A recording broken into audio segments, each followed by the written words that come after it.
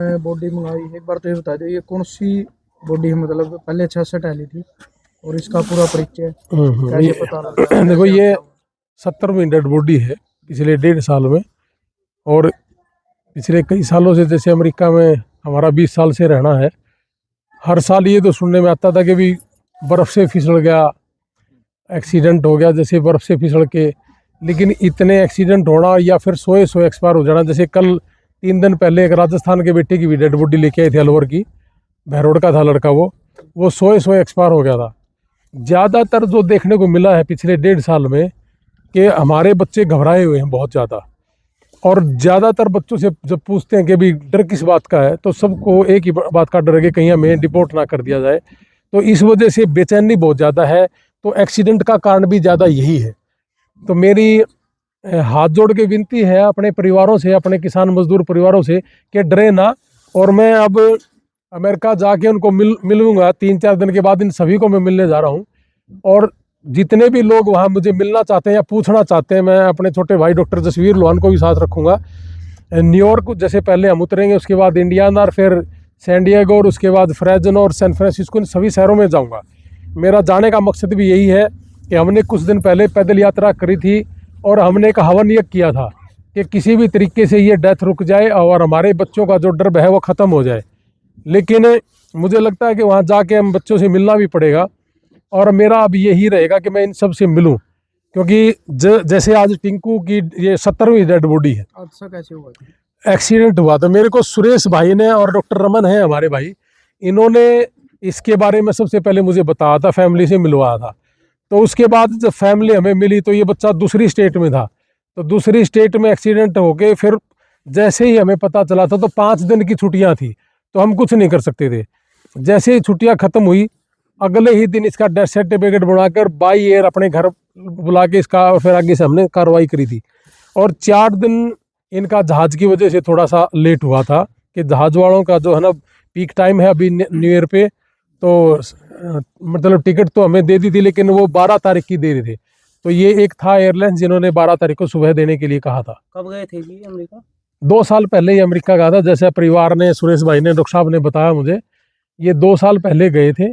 और 2 साल पहले जाने का मतलब ये है कि 7-8 महीने तो जाने में लग जाता है। 40-50 लाख 60 लाख रुपए खर्च हो जाता है यहाँ से जाने से पहले। हाँ, ये डोंकी के रास्ते से गया था। और वहाँ जाके जैसे वकीलों के खर्चे भी होते हैं, उसके बाद वर्क परमिट और सोशल सिक्योरिटी आने में 7-8 महीने लग जाते हैं। उसके बाद फिर ये अपने काम पे जब चढ़ जाते हैं, फिर लाइसेंस बनवाना, तो ये 7-8 महीने से ये लाइसेंस पे लेके अपने ट्रक पे था। तो अब चलते चलते इनका एक्सीडेंट हुआ और उनकी डेथ हो गई। सुनने में इसके माता पिता बचपन में ही गुजर गए। हाँ जी, माँ बाप नहीं है, मौसी है, उन्होंने इसका भरण पोषण किया था जैसा कि मुझे परिवार ने बताया था।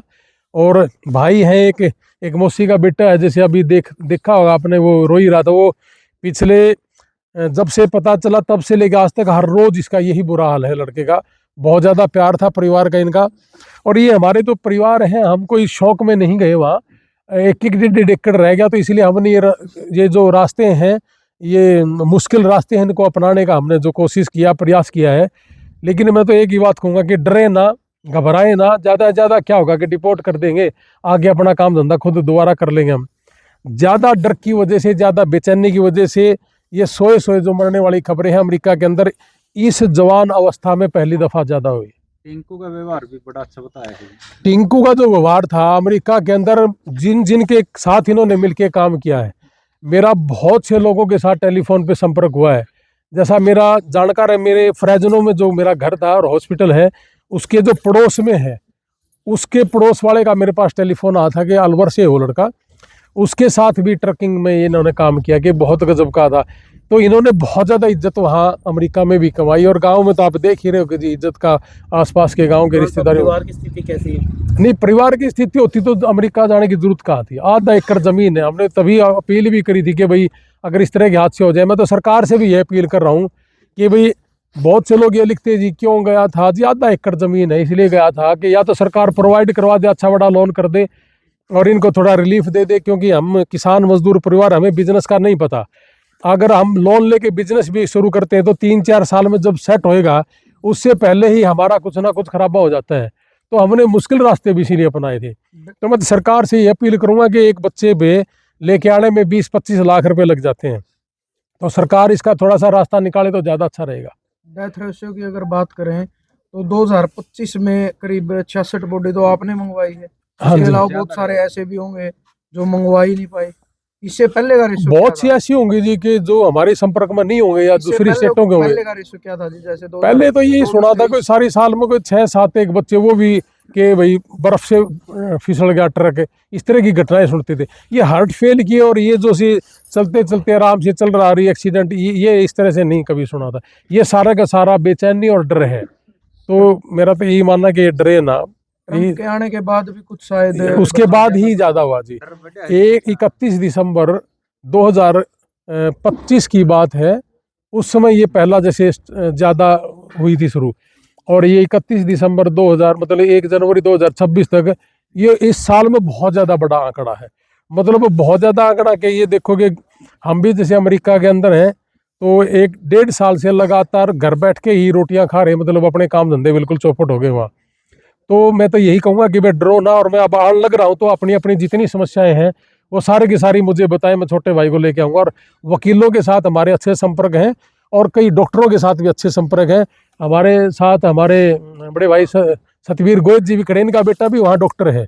हेल्प की ज़रूरत पड़ेगी तो हम ले लेंगे इनसे। और बाकी डॉक्टर रमन जी हैं, आपको इनके बारे में मैं बता दूं कि ये कैथल में हॉस्पिटल, इनका एक बेटा है जिनका एक्सीडेंट में 90% बॉडी उसकी जल चुकी है अमेरिका के अंदर।